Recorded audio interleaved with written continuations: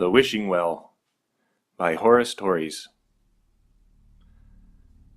I threw the shiny penny down the well, closed my eyes, and made my wish. The next morning I woke up, jumped out of bed, and ran downstairs. In the middle of the living room was a box with holes in it, tied in a bright red bow. Father grinned, and Mother fussed with her apron, barely containing her excitement. "Well, sport," Father said, gesturing with his pipe at the box. "What are you waiting for? Open her up." I walked over and tugged on the tail of the ribbon. The bow slid undone, and I lifted the lid. A high-pitched yip greeted me. A puppy. I lifted it out, a wriggling, licking, yapping ball of fur. "Look, he loves you already," Mother cooed. "What are you going to name him, dear?" I looked at it, and it looked back at me, trying to lap its tongue across my chin.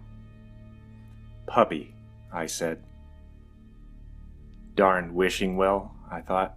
This isn't even close. That night, as Puppy scrabbled in its cardboard box next to my bed, I realized a penny wasn't enough. The next day I tried a quarter and waited a week. The well still gave me nothing. It needed more.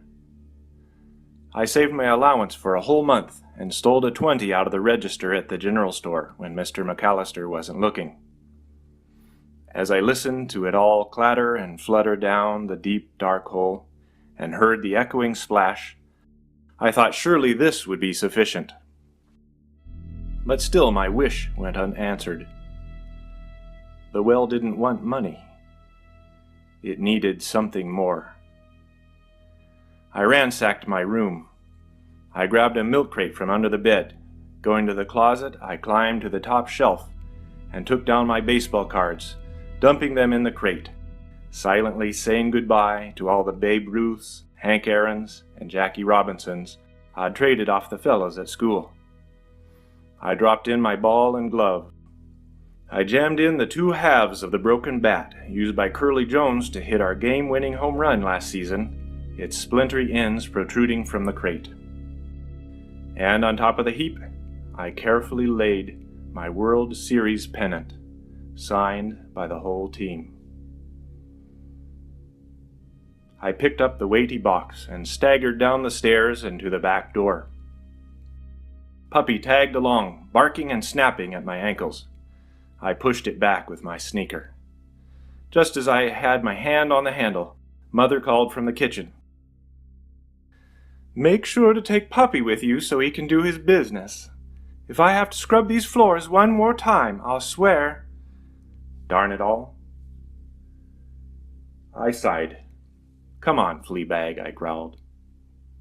I strode across the lawn and into the tall grass, keeping to the thin path that led into the woods behind our property. Puppy bounced in circles around me, sometimes darting in to nip at my pant leg. The farther we walked, the closer the trees grew, their trunks darker and rougher, and even Puppy stopped its barking as we passed from sight of the house. We reached the clearing.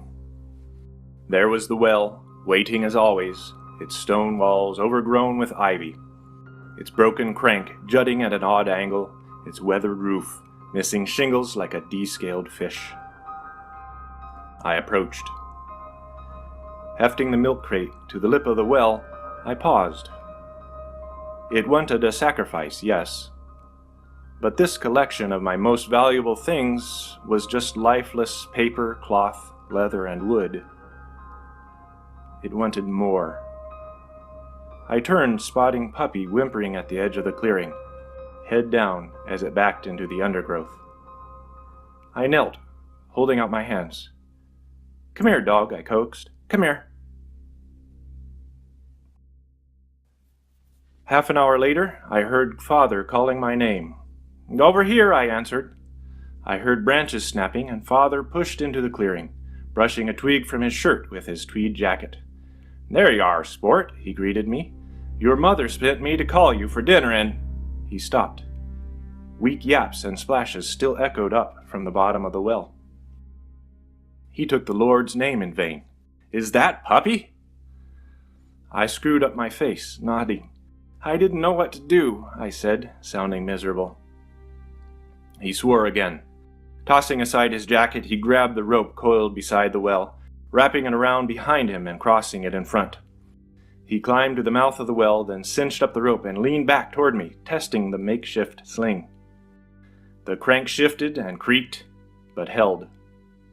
He tossed the trailing end of the rope into the well and began to lower himself down after, carefully feeding the frayed hemp around his body and through the hitch at his waist, bracing his feet against the slick inner wall. He halted, looking at me over the lip of the well. "If anything happens, run and get your mother to call emergency services." He nodded sharply, then disappeared below the edge. He was about halfway down when the rope snapped.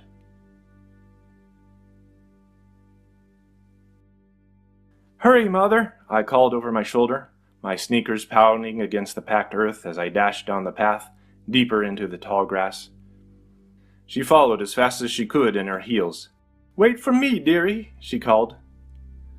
I reached the clearing well before her and hunched over, my hands on my knees, catching my breath. When my lungs stopped burning a little, I straightened and stepped over to the well. I looked in. Father's body floated with his belly and thighs facing skyward. His head and feet were submerged, but his body still twitched, banging against the smooth stone walls. Puppy whined beside him, splashing faintly, trying to scrabble up his trousers, but it had gotten tangled in the rope still twisted around Father's waist and kept plunging back into the dark water. Then it went under and didn't surface again. I waited. Behind me, Mother emerged into the clearing. She staggered to the well's edge by my side. She looked in, then jerked back, her hands fluttering to her mouth. She uttered one word, "Oh!" Then she fell sideways, limp. There was a splintering smack as her head collided with my milk crate. I rushed over. Her eyes were open, but she wasn't moving. I put my hand on her shoulder and lowered my ear to her lips, avoiding the blood streaming from where the narrow half of the bat punctured her temple. I couldn't hear her breathing. The thumps from the well had gone silent also. Wish granted.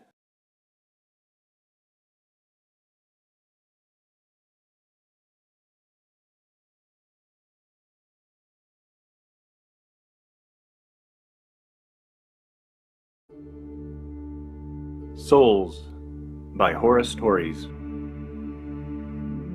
Sister Mary insisted animals don't have souls, only people. After catechism, I went to prove I was right, but I couldn't find a soul inside the lizard, pigeon, cat, or Sparky. Then, while washing my pocket knife in the creek, I realized a way I could still prove her wrong.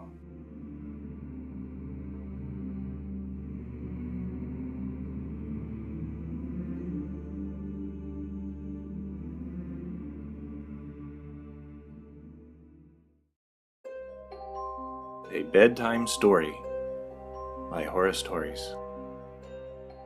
"All right, Buster. Put that book away. You know it's time to go to bed." Mom sat down on the edge of the bed and gave Adam's head a scratch. She halted. "Is that a... Why are you reading the Bible?" Adam looked up. "Maybe it can help." "Oh, dearie." Mom squeezed him in a brief hug. "Are you still missing Rocky?" Adam stared down at the black leather cover, emblazoned with a gold cross. She rubbed his back. "I bet Rocky's just fine. He'll probably come back next week or something. Dogs do that sometimes, you know. They just have to go exploring sometimes." Adam looked up, earnest. "Mommy, who loves me the most, you or Daddy?" "Adam Darius Taylor, what kind of a question is that?" Her hand tightened involuntarily around his arm. "Of course we both love you the same. Why would you even ask such a thing? Would you miss me more than Daddy would if I was gone? Like you miss Whiskers more?" Adam, Daddy and I would both miss you so much we would probably die. She regarded him carefully. Besides, Whiskers was just a cat, not a person. Where are all these questions coming from anyway? Kids your age don't usually... Her eyes fell on the Bible. Is this why?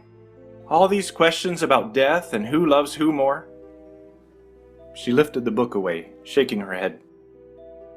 I think that's enough of this for now.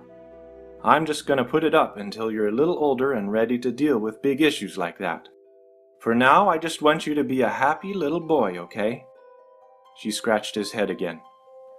Okay, he said. I didn't find anything helpful anyway.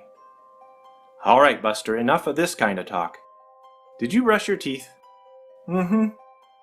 You got your jammies on, I see. Yep. All right. Lie back and take your kisses like a man. He slid down, snugging the blanket under his chin. She bent and gave him a peck on each cheek and then one on his forehead. He didn't wipe them off. Night-night, Buster. Night-night, Mom. She rose, adjusting her skirt, and walked to the door, placing a hand on the light switch. Mom, wait, he called, trembling. Honey, this better not be another... Can I sleep with the light on? Certainly not. You're a big boy now. Dad lets me whenever he's home. Please? A tear rolled down his cheek. Adam, I'm getting fed up with this. Lie back and go to sleep now. Mom! Not one more word. She reached for the switch again. I give you permission to take her, he yelled. Instantly, a barbed tongue snaked from beneath the bed, lashing across the room to snare her leg. She screamed and fell backwards, sliding on the hardwood floors toward the bed. Adam yanked the covers over his head, trying to drown out the sound of her cries and struggling. A heavy bang shook the bed frame. Then a brief silence fell on the room. He stuffed the pillow over his ears, but still could not muffle the wet, rending noises that followed, seeping up from beneath his bed. Then, quiet. He peeked out from under the bedding. Is it over? A knife-like whisper answered. Thou hast chosen well, child. I grant thee yet another month.